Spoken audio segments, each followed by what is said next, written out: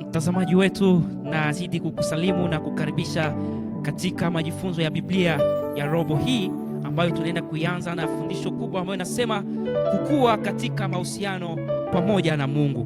Kukua katika uhusiano na Mungu.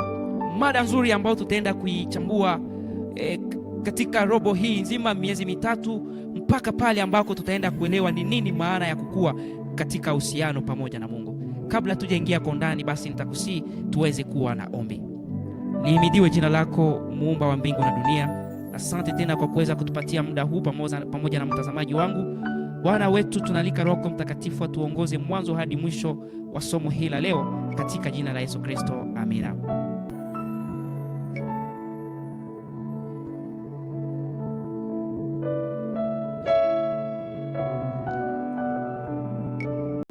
Kukua katika uhusiano na Mungu ndilo mada ambalo tutaenda kuligusia ndani ya robo hii.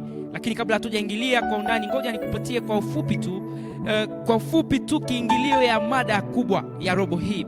Unajua, uwe Mkristo msabato, uwe umelikomalia ama umetokea ama umezaliwa, umekulia katika familia ya wasabato, wewe ni mgeni au si mgeni, umefanya miaka nyingi au miaka midogo, umesoma sana mafundisho ya shule ya sabato, au wewe ni mgeni tu, hujawahi kusoma, elewa ya kuwa katika hali yote ambayo tunaweza pitia, kukua, yani mahusiano yetu pamoja ni Mungu, ni swala muhimu sana katika maisha yetu.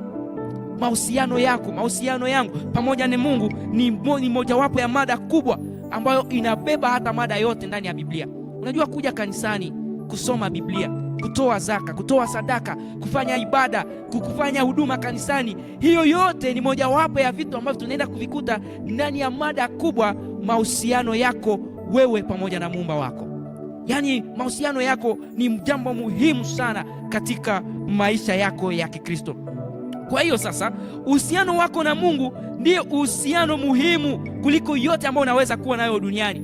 Wengine wana mahusiano pamoja na michepuko zao, mahusiano pamoja na wake zao, mahusiano pamoja na watoto, mme, sijui watu fulani. Lakini elewa ya kuwa mojawapo ya uhusiano kubwa kuliko haya yote ni mahusiano yako wewe na Mungu.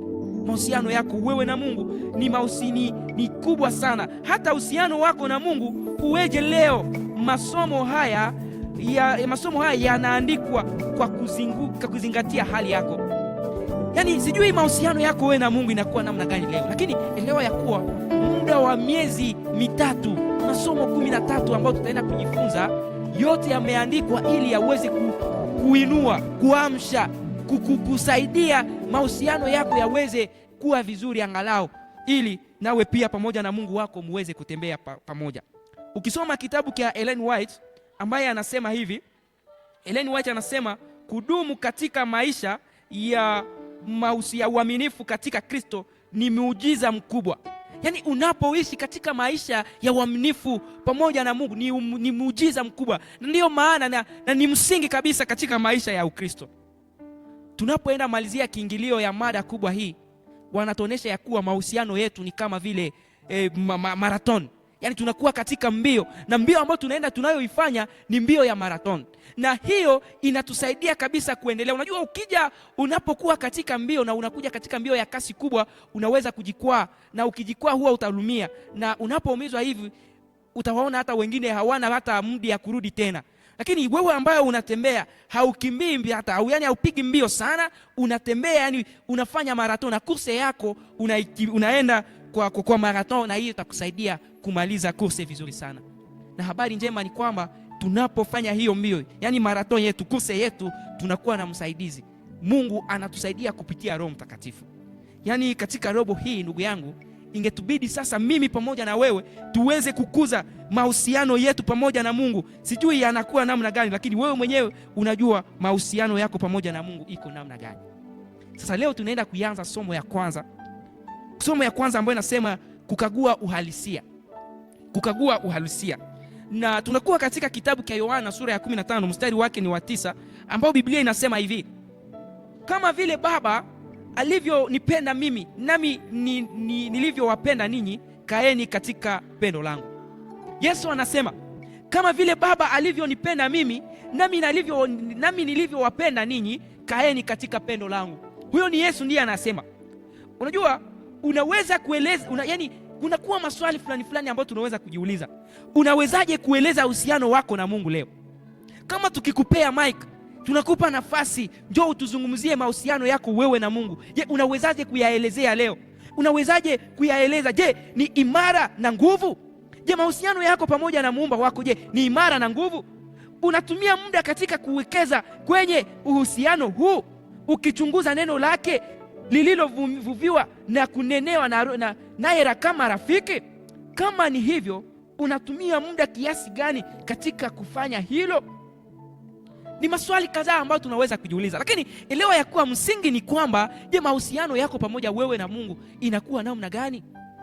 Je, unaweza kusema ya kuwa mnaishi kweli pamoja na Mungu katika mahusiano yako? Utaenda kugundua ya kuwa leo tunaishi, ndio tunaweza sema tunakuwa katika mahusiano na Mungu, lakini wengi wameenda mbali. Wengi hatuishi katika mahusiano pamoja na Mungu kwa kuwa hatuna hata muda wa kulisoma neno lake na hatuna hata muda wa kufanya maombi. Na ndio maana sasa Ufunuo sura ya 13 mstari wa 16 inasema, basi kwa sababu una vuguvugu, wala hu baridi wala moto, nitakutapika utoke katika kinywa changu. Hiyo ndiyo hali ya mahusiano yetu pamoja na Mungu. Vuguvugu, hu baridi, hu moto, yani unakuwa tu. Na hii sasa ndiyo shida kubwa ya mahusiano yetu pamoja na nani? Pamoja na Mungu. Na katika somo hili ambalo tunaenda kujifunza, tuna vipengele fulani ambavyo tutaenda kuvigundua. Kama kipengele cha kwanza, hali yetu. Namna jinsi tumesoma katika Ufunuo sura ya 3 mstari wa 16, tumeelewa ya kuwa hali yetu katika mahusiano yenyewe sisi ni vuguvugu. Yani hatuko ni baridi au moto, yani tuko tu. Na sasa hii ni shida kubwa ambayo tunakuwa nayo. Na ukiendelea kusoma Ufunuo hiyo sura yake ya 3, utaenda kuta hali ya kanisa hili la Laodikia, na utaenda kugundua ya kuwa hiyo hali ya watu wa Laodikia ndio hali ya watu wa Kristo wa leo. Na ndio maana mahusiano yetu pamoja na Mungu hayako vizuri sana, kwa kuwa hatuna muda. Tumeelekea sana katika mambo ya dunia, kama vile watu wanasema sisi tunajua ijapokuwa hawajui, wanasema sisi tunakuwa ijapokuwa hawapo, hata wanasema sisi ni tajiri ijapokuwa wao ni maskini, wanasema wanavaa kumbe hawavai. Na hii ni shida kubwa katika hali hii ya mahusiano yetu pamoja na Mungu. Ndio maana sasa Bwana Yesu anatuambia Wakristo katika siku za mwisho kwamba anatujua.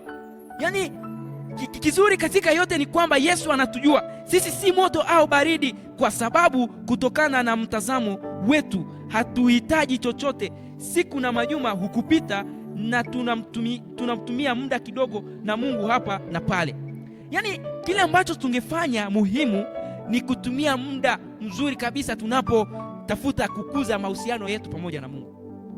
Hali yetu sisi ni vuguvugu na Yesu anatujua. Sasa kemea, tubu na tawabu. Yesu ambaye anatujua vizuri sana anakemea akisema nini? Anasema hivi, wote ni wapendao mimi na wakemea na kuwarudi, basi uwe na bidii ukatubu. Yesu kwa sababu anatupenda anatukemea, na hiyo yote inayosababisha hivi ni kwa sababu anatupenda. Anatamani tuendelee kukuza kabisa mahusiano yetu pamoja naye. Na ndiyo maana sasa unapoamua kutubu na kumrudilia Mungu, kuna thawabu. Thawabu ni ipi? Ni pale ambako anasema wote wanaomfungulia ataketi na kukaa pamoja nao. Upendo wa milele. Upendo wa milele, yani baada ya kuonyesha hali yetu ya kutojali, Yesu anatuambia kwamba hili ni jambo ambalo yapasa kulishinda. Yeye ashindaye nitampa kuketi pamoja nami.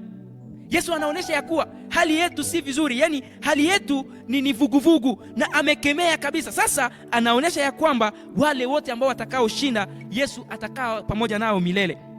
Na ndio maana Ufunuo sura ya 3:21 inasema, yeye ashindaye nitampa kuketi pamoja nami katika kiti changu cha enzi, kama mimi nilivyoshinda nikaketi pamoja na Baba yangu katika kiti chake cha enzi.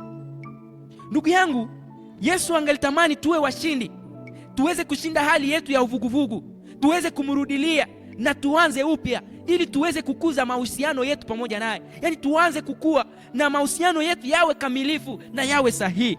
Tunapoenda malizia, kabla hatujamalizia, kuna kipengele ambacho kinasema kukaa. Yesu anasema kaeni ndani yangu ili nami pia nikae pamoja nanyi. Na hapa tunapewa mfano ya mzabibu. mzabibu inakuwa na tawi. Tawi haiwezi kutoa mzabibu kama haiambatani na mti huu wa mzabibu. Na ili tufikie kiwango kile, ili tubidi tuweze kukaa. Tukae wapi? Tukae katika Kristo. Maana Kristo yeye ndiye mzabibu na sisi ni tawi. Inatubidi tukae katika pendo ambale ni nani? Ni Yesu Kristo. Sijui unakuwa na muda kabisa wa kujiuliza, je, mimi pamoja na Kristo, je, leo tulikuwa? Maneno haya yaliyosemwa na Yesu mwenyewe yanaelezea jinsi uhusiano wa karibu na Mungu ulivyo. Angalia neno linalorudiliwa, si mara 2 tu, bali mara 10. Kaa. Kukaa ndani ya Yesu ni kuishi katika uhusiano naye. Yaani unapotamani kukaa ndani ya Yesu, unatamani pia kuishi mahusiano pamoja naye. Kumbe kuishi mahusiano pamoja na Yesu ni jambo muhimu sana. Webu wa Kristo wenzangu, wewe ambao unayenifuatilia, kuishi na Kristo, yani kukaa ndani yake, inatubidi sasa kukuza mahusiano pamoja naye. Utovu ndilo kipengele cha mwisho. Utovu ni hiyo, yani wanabiolojia wanasema ya kwamba utovu ni hiyo maji ambayo inayozunguka katika mti, inatoka kwenye mizizi, inapanda, inafika kwenye tawi na hata kwenye majani, na hata inasababisha majani kutoa maua na kutoa pia tunda. Utovu. Na katika mti wa mizabibu, ili mzabibu utoe kabisa, inabidi pawe na mahusiano mazuri kuanzia kwenye mizizi na kupanda kwenye tawi. Sasa katika maisha yetu ya Kikristo, utovu ni kama Roho Mtakatifu. Ili mahusiano yetu yawe na nguvu, yani tufikie kiwango ya kuonekana kuwa sisi ni Wakristo wazuri, inatubidi kwanza tuwe na muda pamoja na Kristo. Tuwe na masaa ya kusoma Biblia, tuwe na masaa ya kuomba, tuwe pia na muda kabisa wa kushuhudia yale ambayo Yesu alitufanyia, na kupitia hii tutakuwa na nguvu kabisa. Na ndipo sasa tunapotembea mitaani watu watashuhudia ya kuwa sisi ni watu gani? Sisi ni wafuasi wa Kristo. Tunapomalizia kwenye kujifunza zaidi, elewa ya kuwa kuna maswali fulani ambayo tunaweza kutoa majibu. Kama vile swali la kwanza, tafakari juu ya maisha yako. Je, unaweza kutambua matukio yoyote ya maisha ambayo yamekuingiza katika hali ya kiroho ya Laodikia? Tunapoelezea Laodikia, je, na wewe pia unaweza kutambua mambo fulani ambayo yamekuingiza kabisa katika hali ya Laodikia? Ni matukio gani ambayo yamekuleta karibu zaidi na Mungu? Zaidi ya yale, je, unaweza kutambua matukio fulani ambayo yamekuleta kabisa karibu na Mungu? Ni maswali mengi ambayo tunaweza kuuliza na kutafakari, lakini nangojea majibu yako kwenye comments. Lakini elewa ya kuwa tunatakiwa kukuza mahusiano yetu pamoja na Mungu, na mahusiano yetu ingelibidi yawe ya uhalisia, yasiwe tu ya kunena kwa mdomo, lakini yawe ni mahusiano mazuri ambayo yatakayoshuhudiwa hata pamoja na wengine. Basi Mungu aweze kutubariki sote na kutusaidia kuwa na mahusiano mazuri pamoja naye katika jina la Yesu Kristo.